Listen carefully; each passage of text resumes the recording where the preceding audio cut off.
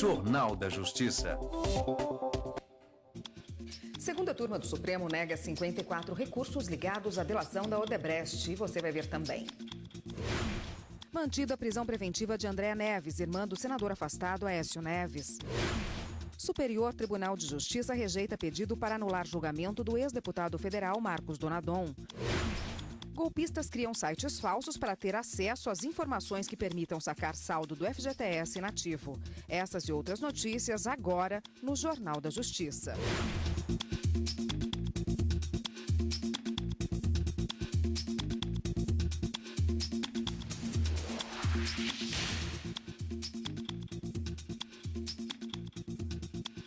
Olá, boa tarde para você.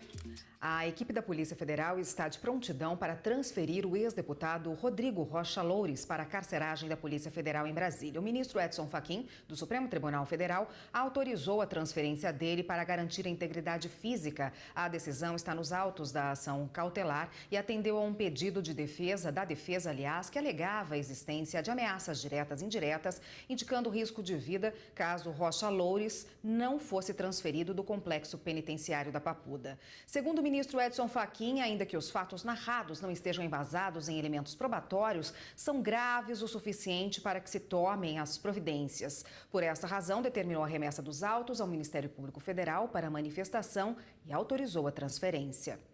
A pedido do Ministério Público Federal, a Justiça suspendeu a concessão da rádio do senador Jader Barbalho. A Constituição proíbe que políticos sejam donos de veículos de comunicação. A sentença que suspendeu a concessão da Rádio Clube do Pará é do Tribunal Regional Federal da Primeira Região. A emissora, que pertence ao senador Jader Barbalho e à deputada federal Elcione Barbalho, ex-mulher dele, deve ficar fora do ar durante o trâmite do processo movido pelo MPF no Pará. O objetivo é evitar o tráfico de influência e proteger os meios de comunicação. Os procuradores da República buscaram a justiça para contestar concessões de rádio e televisão feitas a políticos que detêm mandato eleitoral, prática vedada pela Constituição. Ao todo, foram ajuizadas ações judiciais para cancelar 6 permissões no Pará e no Amapá.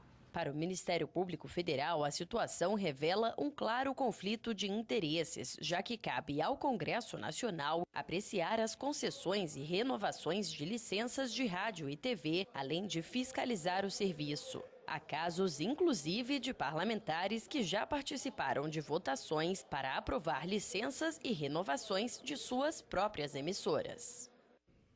O Superior Tribunal de Justiça, rejeitou o pedido para anular o julgamento do ex-deputado federal Marcos Donadon. Ele foi condenado por cometer irregularidades na Assembleia Legislativa de Rondônia. A defesa do ex-deputado federal queria a anulação do julgamento ou pelo menos a redução da pena imposta pela Justiça de Rondônia. Donadon é acusado de participar de um esquema para a contratação de funcionários fantasmas na Assembleia Legislativa do Estado e também de desvio de recursos públicos durante a década de 90. Inicialmente, a pena imposta era de mais de 19 anos, mas em 2015, em um recurso especial aqui no STJ, houve uma redução para 13 anos e 11 meses. O relator da ação, ministro Rogério Schietti Cruz, em decisão monocrática, negou o pedido de habeas corpus. De acordo com o ministro, não houve constrangimento ilegal que justifique a liminar. A revisão da pena também foi negada. O relator disse que o pedido é inadequado diante do habeas corpus. A defesa queria a anulação do julgamento, alegando impedimento de 2 desembargadores que participaram da decisão. Mas Schietti explicou que essa questão deverá ser analisada pelo colegiado da 6ª turma após o julgamento do mérito do habeas corpus. A primeira turma do Supremo Tribunal Federal negou na sessão desta terça-feira a liberdade de Andréa Neves, irmã do senador Aécio Neves. A irmã de Aécio Neves foi presa no dia 18 de maio. Andréa Neves foi denunciada pela suposta prática do crime de corrupção.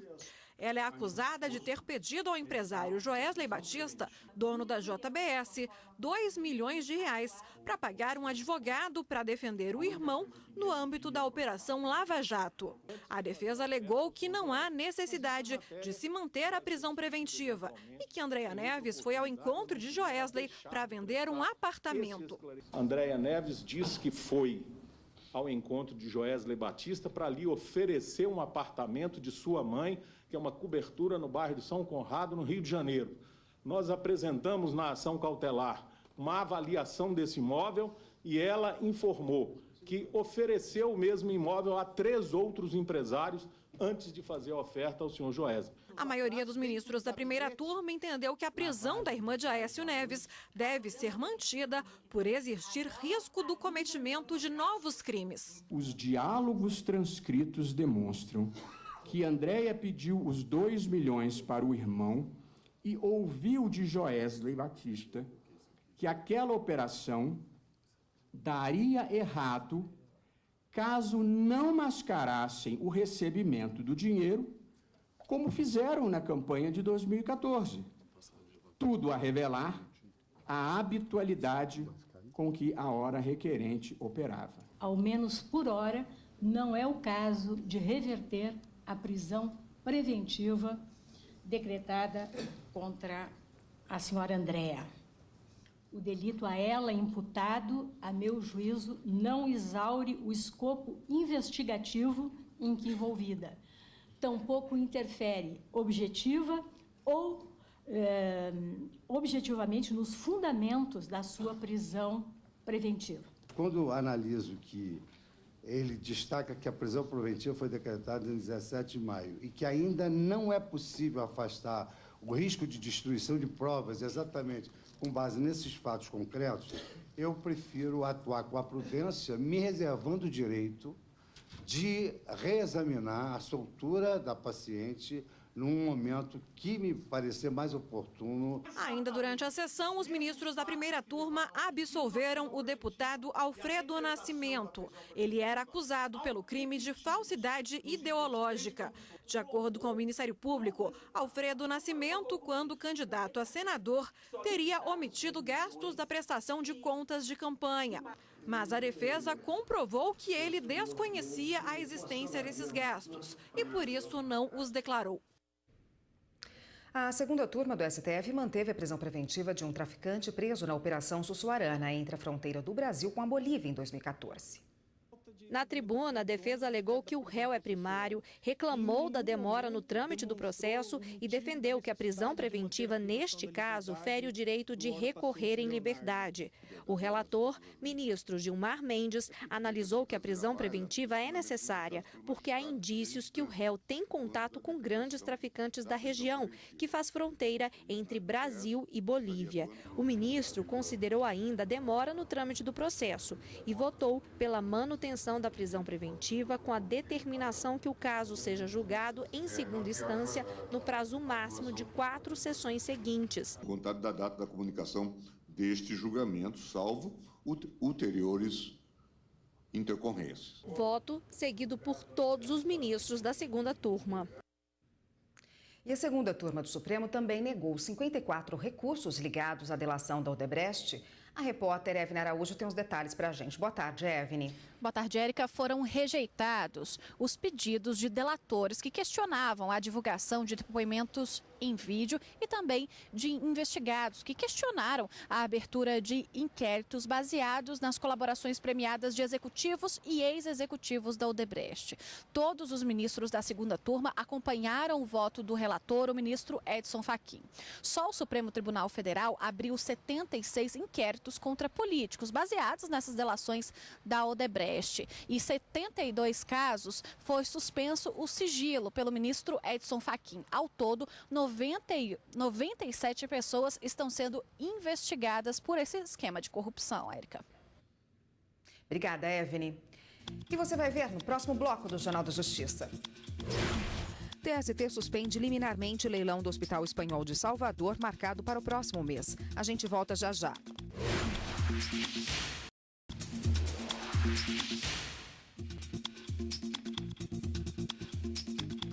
Um incêndio de grandes proporções atingiu um prédio residencial na noite desta terça-feira em Londres, na Inglaterra, e deixou mortos e feridos. Órgãos de segurança investigam o que teria provocado o fogo. O prédio de 24 andares e 120 apartamentos no subúrbio de Londres foi destruído pelo fogo. Como era início da madrugada na capital inglesa, muitos moradores estavam no edifício e não conseguiram deixar o local. De acordo com a polícia londrina, pelo menos 6 pessoas morreram e 74 ficaram feridas em um dos maiores incêndios já registrados na Inglaterra. Segundo testemunhas, dezenas de pessoas se jogaram do prédio para escapar das chamas. Um morador contou à polícia que não ouviu o alarme anti-incêndio tocar. O fogo foi controlado por volta de 5 horas da manhã na Inglaterra, 1 hora da manhã no Brasil. Aqui no país, incêndios de grandes proporções em prédios deixaram centenas de mortos e feridos. Em 1974, no edifício Joelma, em São Paulo, o fogo, que começou por causa de um curto-circuito em um aparelho de ar-condicionado de um dos apartamentos, se espalhou pelo prédio e deixou 180 mortos. 2 anos antes, também na capital paulista, outro incêndio no edifício Andraus, onde funcionavam centenas de escritórios, matou 16 pessoas. A suspeita é de que o fogo começou após um problema no sistema elétrico. E o repórter Gabriel Sefrei continua falando sobre esse caso, sobre os incêndios. Boa tarde, Gabriel. Muito boa tarde para você, Érica. Boa tarde a todos. Como nós vimos aí na reportagem, um incêndio de grandes proporções que deixou mortos e também dezenas de feridos. Sobre esse assunto, a gente conversa com o Major Rodrigo Freitas, ele que é do Corpo de Bombeiros, vai explicar um pouquinho melhor como funciona o combate a esse tipo de incêndio. Rodrigo, muito boa tarde para você. Gostaria de saber... Pelas imagens, a gente vê que o prédio ficou quase todo destruído. É uma suspeita de que o fogo tenha começado no andar mais abaixo ali do prédio? Boa tarde, primeiramente. Sim, possivelmente esse incêndio começou nos pavimentos inferiores e pela propagação natural do fogo ele sobe. Não que seja impossível também de um incêndio pela propagação descer, vir de cima para baixo. Certo. Agora, a gente vê que pessoas tentaram escapar ali das formas diversas que elas encontraram, né? Diante de uma situação como essa, a pessoa deve reagir de que maneira? Sim, as pessoas, primeiramente, elas devem procurar as rotas de fuga. Sair da edificação sem levar pertences, sem levar materiais, bolsas, computadores, procurar a rota de fuga, sempre descendo, nunca subindo. Caso a fumaça esteja com teto muito baixo, ela pode engatinhar ou até mesmo rastejar. Procurando as saídas de emergência, ao chegar no térreo, se afastar da edificação, pois vai ter ar-condicionado caindo, vidros quebrando, caindo, e tudo isso pode causar acidentes. Certo. Agora, essa questão dos equipamentos anti-incêndio. Na reportagem mesmo eu disse que uma testemunha afirmou que não tocou o alarme, por exemplo. É indispensável em um edifício como aquele, alto, que tenha todos esses equipamentos, né, Major? Sim, é importante salientar que todo incêndio ele pode ser prevenido. E todo incêndio, as mortes que acontecem no incêndio, elas acontecem devido às falhas sucessivas. Então, se alguém morreu nesse incêndio, foi porque um alarme falhou, uma saída de emergência não estava bem projetada ou funcionando corretamente. Então, toda edificação tem que ter os preventivos fixos, tem que ter saídas de emergência, tem que estar funcionando, tem que passar por manutenção. Isso que causa mortes no incêndio, são os sucessivos erros. São saídas de emergência obstruídas, falta de sinalização, falta de iluminação, saídas de emergência obstruídas e assim por diante. Só antes da gente encerrar a sua participação aqui, é importante também que as pessoas tenham algum treinamento, principalmente em prédios comerciais? Sim, principalmente em prédios públicos, órgãos públicos, prédios comerciais, prédios altos, é necessário ter um simulado, pelo menos um simulado total anual, no qual possa treinar a evacuação e comportamento diante de um incêndio. Tá certo. Muito obrigado, Major, pela presença, pelas explicações aqui no Jornal da Justiça. Nós falamos agora da parte prática, o que fazer e também de como se evitar esse incêndio. Como nós vimos na reportagem, lá em Londres ele não foi evitado e por isso a gente recebe o Dr. Francisco Camargo, ele que é advogado e vai falar um pouquinho sobre como fica a parte jurídica quando acontece um incêndio desse tipo. Doutor, muito boa tarde para o senhor. De que forma que acontece essa investigação? A partir de agora, qual será a linha utilizada pela polícia e também, num caso aqui no Brasil, por exemplo, para o Poder Judiciário investigar as causas e também responsáveis? Boa tarde, Gabriel. Boa tarde a todos. Esse tipo de situação é uma situação muito complexa e tipos de provas complexas exigem provas periciais, ou seja, quando há investigação, essa investigação ela tem que partir de uma análise técnica e buscar apurar quem foi o causador deste fato. Então, são provas periciais que vão indicar se houve uma ação criminosa ou não. Mas lá vai ter um indício e vai identificar qual é o tipo de situação que aconteceu. Para a gente trazer aqui para a nossa realidade, na reportagem eu citei a questão do Joelma e também do Andraus, que era um edifício comercial em São Paulo. Tinha o edifício residencial e o comercial. Que tipo de diferença tem esses dois prédios, esses dois condomínios, na questão, por exemplo, de um seguro para reparar essas vítimas e indenizar essas vítimas? Olha só, a responsabilização civil, ela decorre do artigo 927 do Código Civil. Lá, a regra geral é a apuração mediante uma ação ou normalmente é uma ação decorrente de uma ação ou uma omissão. A omissão ela pode envolver a negligência, imprudência ou imperícia, certo? E aí vai ter que ser verificado também se houve um dano, então, e o nexo de causalidade de ligação entre este fato e este dano, certo? Então, nesse tipo de situação, vai haver uma apuração, vai se identificar então se houve uma ação ou uma omissão, e aí vai se identificar então a responsabilização civil. Usualmente, hoje no Brasil, exige-se então a existência de um seguro, tanto na esfera residencial também, quanto na esfera comercial. Então, há uma exigência de que haja um seguro para proteger o patrimônio e a vida das pessoas. Tá certo. Muito obrigado, doutor. Agradeço também ao Major Rodrigo Freitas. Essas, então, são algumas das explicações do que vai acontecer e também do que aconteceu para provocar, então, esse incêndio lá em Londres. Eu volto com você ao estúdio, Érica. Obrigada, Gabriel. O Tribunal Superior do Trabalho suspendeu provisoriamente o leilão do Hospital Espanhol de Salvador, marcado para 7 de julho. A medida atende pedido da Caixa Econômica Federal, que adquiriu parte do imóvel penhorado para pagar dívidas trabalhistas. A liminar deferida pelo Corregedor-Geral da Justiça do Trabalho, ministro Renato de Lacerda Paiva, determina que a Justiça do Trabalho da Bahia não desaproprie o imóvel da Real Sociedade Espanhola de Beneficência. A liminar atende pedido da Caixa Econômica Federal, que adquiriu parte do imóvel em 2013. O hospital encerrou as atividades em 2014. Em 2016, o imóvel foi penhorado para o pagamento de dívidas trabalhistas, depois de a Justiça do Trabalho da Bahia ter considerado que a transferência de parte do bem à Caixa Econômica Federal configurou fraude à execução. A Caixa Econômica Federal recorreu da decisão defendendo a validação da transação imobiliária. De acordo com a Caixa, a certidão negativa de débitos trabalhistas, emitida na época da transferência, mostrava que o Hospital Espanhol não estava inadimplente perante a Justiça. Diante dos fatos, o ministro Renato de Lacerda Paiva suspendeu o leilão do imóvel, por entender que existe possibilidade de dano irreparável, uma vez que o mérito do agravo de petição apresentado pela Caixa Econômica Federal contra a penhora ainda não foi julgado. Assim, a decisão liminar vale até o julgamento do mérito do recurso apresentado pela Caixa. E você vai ver no próximo bloco do Jornal da Justiça.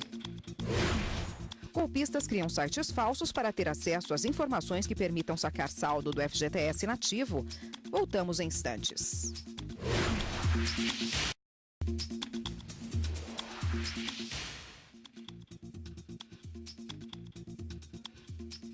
Desde o último sábado, trabalhadores nascidos em setembro, outubro e novembro já podem sacar o FGTS das contas inativas. 7,5 milhões de pessoas têm direito ao saque neste quarto lote, que deve pagar quase 11 bilhões de reais. Mas é preciso ter cuidado com as informações pessoais que dão acesso ao dinheiro. Em Brasília, o circuito interno mostra a ação de 2 homens em uma agência bancária tentando sacar dinheiro de contas inativas do FGTS. A polícia, que estava monitorando a dupla, efetuou a prisão em flagrante. Com eles, os policiais encontraram envelopes com R$ 3.500. A polícia também prendeu em flagrante 17 pessoas na cidade de São Paulo, em 9 agências diferentes. Elas estavam na área de autoatendimento e tinham dados de pelo menos 177 contas inativas do FGTS. Os suspeitos tentavam sacar até R$ 1.500 nos caixas eletrônicos de cada uma das contas. Isso porque até esse valor não há necessidade de cartões magnéticos. Basta digitar o número do PIS e a senha eletrônica do correntista. Para conseguir as informações dos trabalhadores, o grupo teria criado na internet um site falso de consulta ao saldo do FGTS inativo. Todos vão responder por furto qualificado por meio de fraude e, se condenados, as penas podem chegar a 8 anos de reclusão. A Caixa informou que coopera com as investigações e orienta a buscar informações sempre nos perfis oficiais do banco. E vale lembrar que pode sacar o dinheiro o trabalhador que pediu demissão ou que foi demitido por justa causa até 31 de dezembro de 2015. Bom, para falar mais sobre esse assunto, está aqui conosco o advogado Antônio Rodrigo Machado. Boa tarde, doutor. Boa tarde. Nesse caso, como a gente viu na reportagem de fraude, né? Quando alguém recebe um link, por exemplo, clica, perde esses dados e aí tem o saque feito na conta. Seja ela do fundo de garantia ou qualquer outra conta, de quem é a responsabilidade? Vai ter que ser verificado aí se houve alguma falha no sistema de segurança do próprio banco, né, da instituição financeira, ou se foi apenas uma fraude cometida sem acesso às informações do banco, mas por uma quadrilha, por uma organização criminosa especializada nesse tipo de delito, nesse tipo de crime. Se constrói um site fictício, o cidadão ele é induzido ao erro, e a partir dessa fraude, né, dessa maquiagem, ele acaba fornecendo dados e a quadrilha se utiliza desses dados para sacar um dinheiro, no caso das contas do FGTS. A responsabilidade aí vai depender muito de ter existido ou não algum comportamento, alguma omissão, alguma imprudência por parte da instituição financeira para que o crime ocorra. Se tiver acesso a informações diretamente em relação ao banco, fica caracterizada de fato a responsabilidade da instituição financeira. Se houve apenas uma indução de erro diretamente entre criminoso e cidadão, aí a responsabilidade da instituição financeira vai ter um pouco mais de dificuldade de ser declarada. Quer dizer, a instituição financeira tem obrigação, por lei, de dar segurança nessas transações feitas via caixa eletrônico ou pela internet para o cliente, né? Mas se não foi, por exemplo, se a senha vaza numa dessas transações na internet, aí é responsabilidade do banco. Se o cidadão, por exemplo, ele fornece os seus dados financeiros para uma empresa particular e essa empresa repassa isso para um criminoso que se utiliza disso para fraudar aquela conta bancária, não há que se falar de responsabilidade da instituição financeira. No entanto, quando o cidadão ele se depara com um link e vai para uma página na internet que tem lá o nome parecido com a instituição financeira, ali você já começa a ter um pouco mais de dificuldade. Será que o homem médio ele tem conhecimento suficiente para detectar que há uma fraude naquela página bancária? Ou o sistema de tecnologia da informação do banco, ele precisa estar monitorando páginas falsas que tendem a se identificar enquanto instituição financeira. Esse é um debate que vai precisar muito do caso concreto, para saber de que forma o criminoso, né, a pessoa que praticou o delito, ele agiu e se houve ou não algum tipo de atitude culposa por parte da instituição financeira. A regra é, se houve alguma falha interna que ocasionou o cometimento daquele crime, do prejuízo ao cidadão, a responsabilidade é do banco. Se, no caso de um sequestro relâmpago, por exemplo, que alguém sequestra uma pessoa e coloca mediante uma ameaça, uma grave ameaça, uma arma na cabeça do cidadão e exige aquela senha bancária. Não há uma responsabilidade da instituição financeira. A gente pode falar dos órgãos públicos, responsáveis pela segurança pública, mas por parte da instituição financeira não há digamos assim, um comportamento culposo. Não foi imprudente, não foi negligente, não foi imperito. Então, acho que a gente pode diferenciar de forma bastante simples. Se existe um comportamento interno por parte do banco que ocasionou o crime, a responsabilidade objetiva da instituição bancária. Se não houve um comportamento direto por parte da instituição bancária, aí terá que se analisar o caso concreto para saber se o banco vai ter a obrigação de indenizar. Por exemplo, já teve casos de pessoas que tiveram que fornecer a senha ou por meio aí de uma fraude, por meio de ameaça, tiveram que fornecer a senha e houve um saque muito além do que aquele cliente está acostumado a fazer nas caixas. A pessoa fez empréstimos, fez saques, tirou todo o dinheiro da poupança. O banco, de certa forma, tem que ter algum tipo de sistema de segurança para verificar que comportamento, para detectar que aquilo pode ser uma fraude ou um crime? Hoje nós temos um sistema bancário que tem uma série de, digamos assim, de indícios que faz com que ele bloqueie uma determinada operação. Então, por exemplo, se você tem uma conta aqui em Brasília e começam a existir saques no município de São Luís, no Maranhão, e você não tem o costume de aplicar, o banco ele já tem digamos assim, um sistema interno de proteção, de segurança. O que precisa ser verificado de fato a exigência na emissão de cheques, por exemplo, da confecção, da conferência da assinatura. Essa é uma atitude muito clássica em dizer, se o banco confere a assinatura e dá o ok para aquela assinatura que é falsa, há um comportamento do banco aí que gerou um dano ao emissor do cheque, né, ao correntista. Se não existe algo palpável, terá que ser verificado no caso concreto para a gente saber se de fato houve uma imprudência, houve um comportamento negligente por parte da instituição bancária e aí sim o cidadão terá que ser indenizado. Como eu disse, a regra na jurisprudência, a regra pacífica do entendimento dos nossos tribunais é a responsabilidade do banco ela é objetiva quando há caracterização de um erro interno, de um fortuito interno, como diz a própria súmula do STJ. Tá ótimo, doutor. Obrigada pela participação. Eu conversei com o Antônio Rodrigo Machado, que é advogado, conversou com a gente a respeito das responsabilidades em relação às fraudes bancárias. Obrigada. Até uma próxima. Os ministros do Tribunal Superior Eleitoral decidiram manter no cargo o prefeito do município de Araújos, em Minas Gerais. A Corte Eleitoral não aceitou os recursos apresentados pelo Ministério Público Eleitoral em uma coligação adversária. Eles pediam que o registro de candidatura do prefeito eleito em 2016, Francisco Kleber, fosse negado, porque ele tinha sido condenado criminalmente em órgão judicial colegiado. Francisco Kleber de Aquino, do Partido da República, foi o candidato mais votado para a Prefeitura de Araújos, em Minas Gerais, com mais de 61% dos votos. Ao apresentar o voto vista, o ministro Tarcísio Vieira de Carvalho Neto alegou que no momento da eleição, Francisco não tinha nenhum impedimento. Com base na cronologia dos fatos, tem-se por certo que na data da realização das eleições de 2016, o agravado encontrava-se elegível sob o manto do efeito suspensivo op legis intrínseco aos embargos infringentes de nulidade em ação penal. Como se sabe, o efeito suspensivo é característica dada a um determinado instrumento recursal, capaz de paralisar a eficácia de uma decisão judicial anterior. O ministro Tarcísio acompanhou o voto do relator do caso, o ministro Napoleão Nunes Maia, que já havia negado os recursos contra o candidato eleito. O Jornal da Justiça de hoje fica por aqui. Uma boa tarde para você. Até amanhã.